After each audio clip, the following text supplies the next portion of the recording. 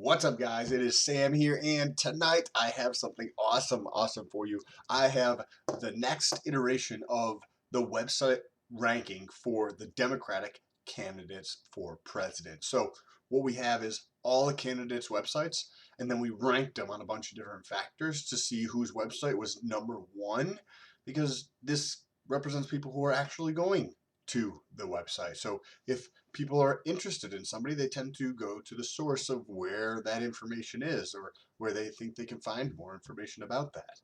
And that is why we put together this website ranking. So with that being said, if this is your first time here, what's good? My name is Sam, and for those of you that are returning, good to freaking see you. All right, now let's get into it. So um, as we mentioned, we are ranking the Democratic candidates' websites here.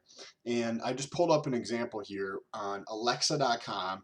What is Alexa.com? According to Wikipedia, Alexa Internet Inc.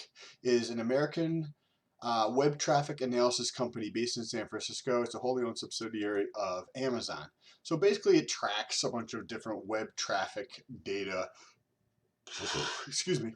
And you get some nice reporting. If I had a full account, I could give more information probably, but I don't. So maybe one day I'll get one. But anyways, this is Andrew Yang, and I'm just going to take a couple notes here around the data that I see that just isn't presented into the numbers.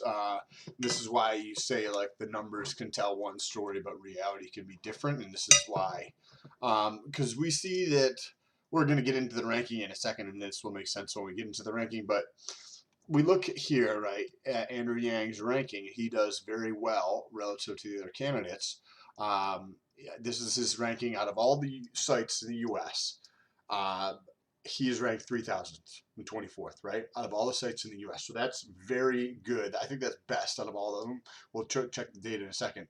But if you look at his global ranking, it's coming up, and then it peaked, and you can see how it's starting to actually come down here.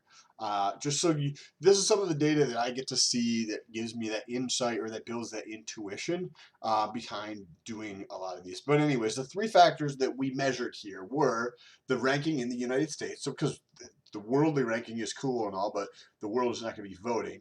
It is going to be people in the U.S. So we took their U.S. ranking and we stack ranked them 1 through 11, and then we took the total number of daily page views per visit, and it was 2.42 for Andrew Yang.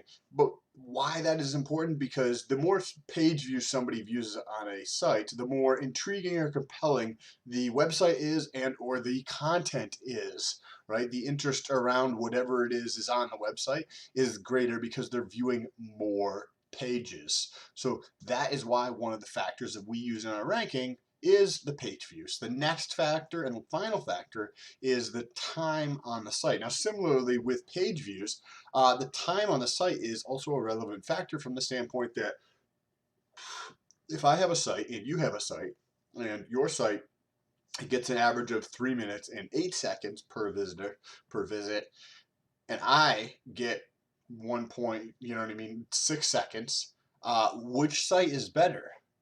Which one has more compelling interest around it, right? One site clearly is better because they retain more of people's attention, and attention is what's actually valuable. So I ranked every single one of these factors, and I put them into a spreadsheet and put together an average where the engagement factors here at the bottom, I think are definitely important and do carry some value, right? But at the same time, I think the biggest part of the value comes from the ranking in the United States. So what I did is I gave the ranking of the United States 70% of the scoring, and the other two engagement factors 15% each, right? For a total of 30%. And I put all of that data together into a spreadsheet and came up with this. And the top 5 candidates for this ranking as of 11/13 are Andrew Yang, Elizabeth Warren, Bernie Sanders, Pete, which is kind of interesting, we're going to talk about in a second, and Gabbard. So that is super interesting. Two people that are new, and then some names that are not on the top five, right? So we probably could have guessed that, Bernie Sanders or Elizabeth Warren was at the top based on the traditional polling data, right? Because it's structured to uh, represent the establishment, and that is the establishment, right? So Andrew Yang would probably be a awareness point if you're new to this kind of thing. But for me, after doing this for a while, as you can see, we've done this 5 times in the past 2.5 months roughly, and the two people that are new to me that are really moving up are Gabbard and Pete, right? Like Pete, if we take a look at Pete's right here, the last time we did Pete's website, he was at 6th, and now he's at 4th. He's moved up 2 spots. And you know what's kind of funny is Joe Biden has left the top 5 as we predicted in our last video. If he didn't start doing something, he was going to be out of the top 5. And it looks like that has happened because Joe Biden is no longer in the top 5. And I don't think that he is going to be the nominee for the Democratic candidate at this moment in time, unless he's able to really get something together and turn around people's interest and perception of him. I think he's got a lot of work to do if he wants to be successful, and the numbers are not looking like what he's doing is being successful. So that's just a complete and utter tangent and conjecture on my part. Another person who's lost ground is Elizabeth Warren. So, which is kind of interesting for anybody who likes Andrew Yang, because last week Elizabeth Warren was tied at first place with Andrew Yang, and now she's lost, and Andrew Yang has moved to the forefront of this. So that is kind of interesting that she's lost a little bit of ground here. And when we come down here, Julian's just getting destroyed.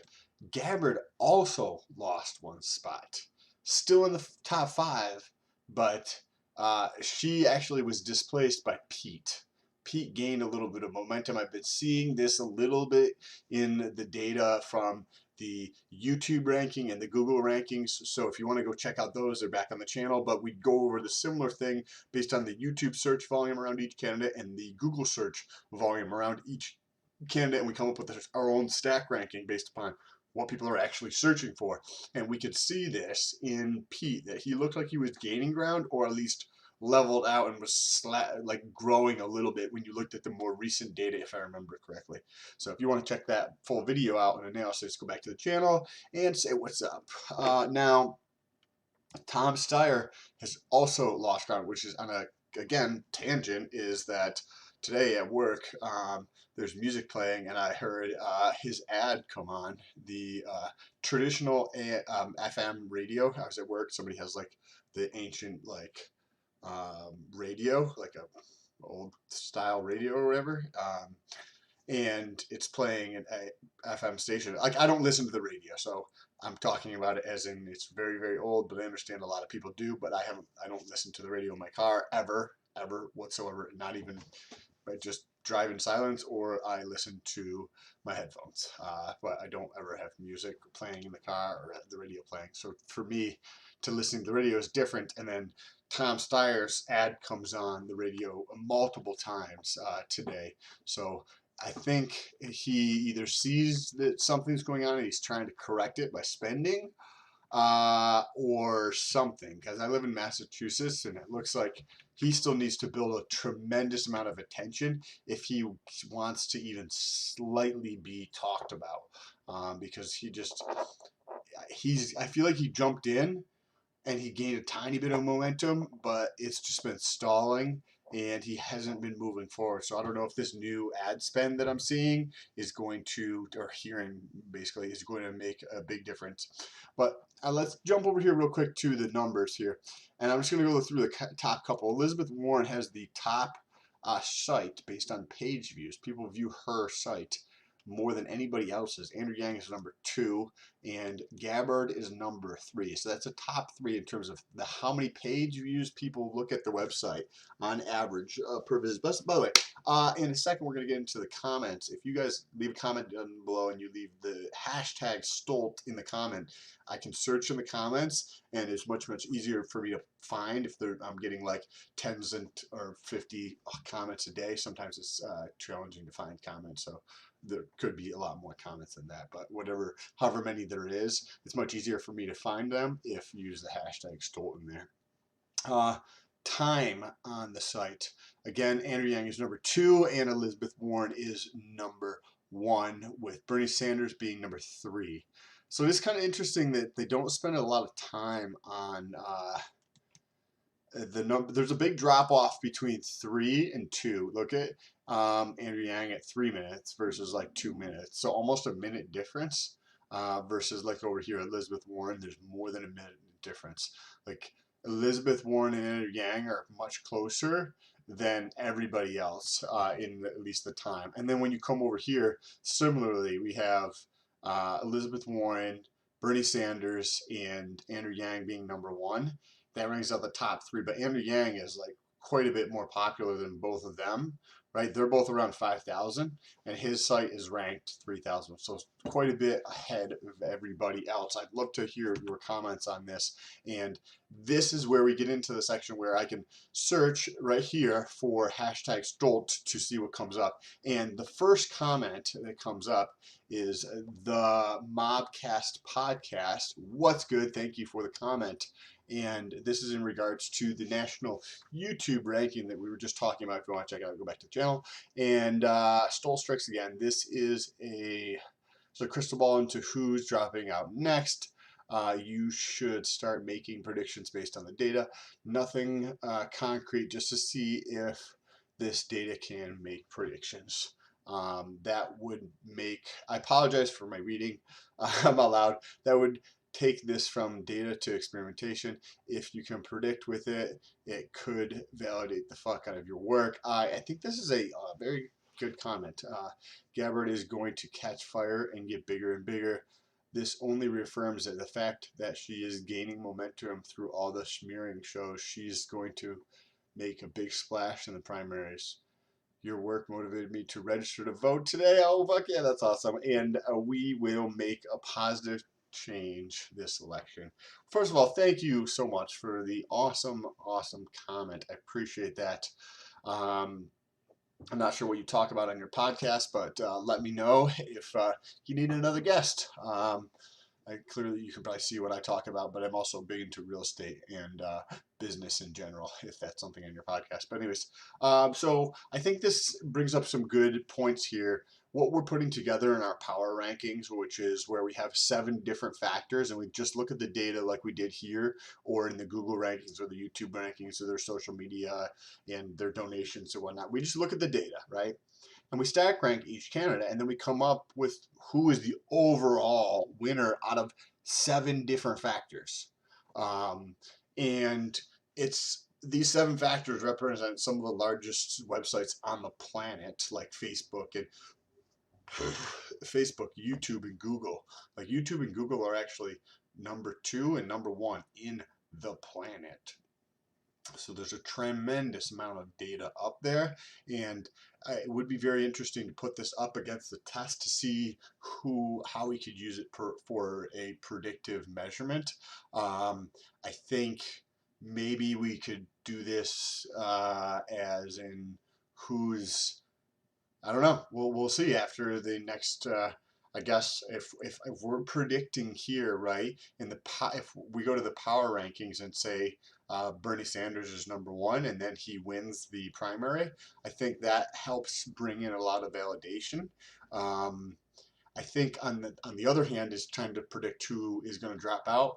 I think it can, but I also think there's a lot more variability to that, in the sense that you might have somebody who's pulling up very bad or not showing up very well, but somebody who's doing much better than them, doesn't know how to control their finances and runs out of money, so they have to like immediately drop out. That's why the only thing I think that could be a risky strategy, potentially the other direction. But I really do appreciate the comment. And next, we're going to move on to Matthew Honeycutt. That's an awesome last name.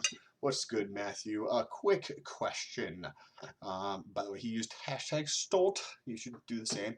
How are you accounting for Instagram followers as well as parody accounts across all platforms? Yang is a huge movement of sympathizers. Bernie also has a tremendous grassroots following. These folks have tons of spin-off accounts that feed willing voters with current info and stats. Also, when folks show interest in a candidate in the search algorithms of YouTube and other platforms, feed similar information back to those users without searching for it.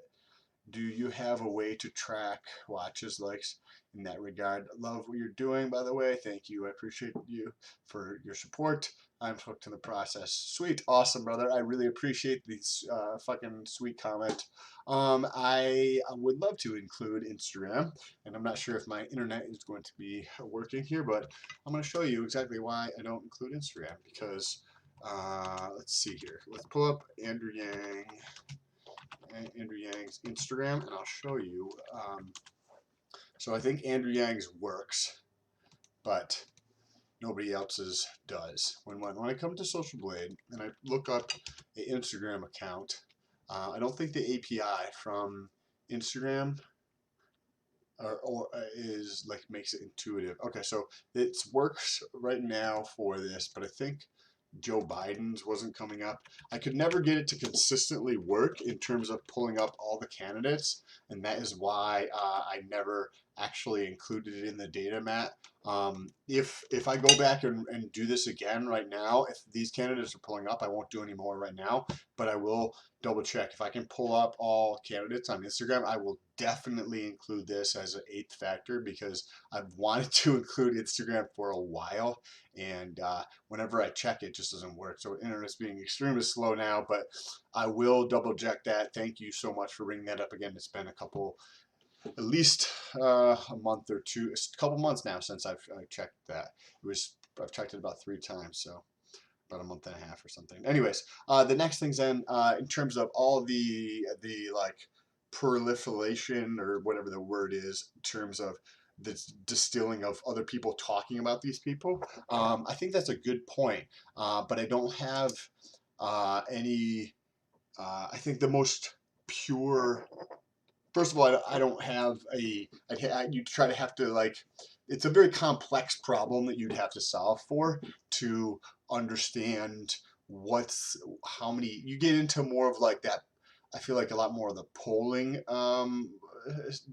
like tries to do, right? If I took like the top 10 like influencer type peoples around, or talking head peoples on each platform around the candidate, I mean, like, it would be a very interesting exercise to go through, and I would be definitely open to doing something like that. But I do have a full-time job, but that would be something very, very interesting to do. It would require a tremendous amount of work. If you figure out 11 candidates times 10 influencers times fucking, what do we have? Social factors. We have 3, and if we had Instagram, that would be 4. So whatever that comes out to be, 44. I don't know, whatever, a shitload of accounts that we're gonna have to look up for every single ranking that we do here.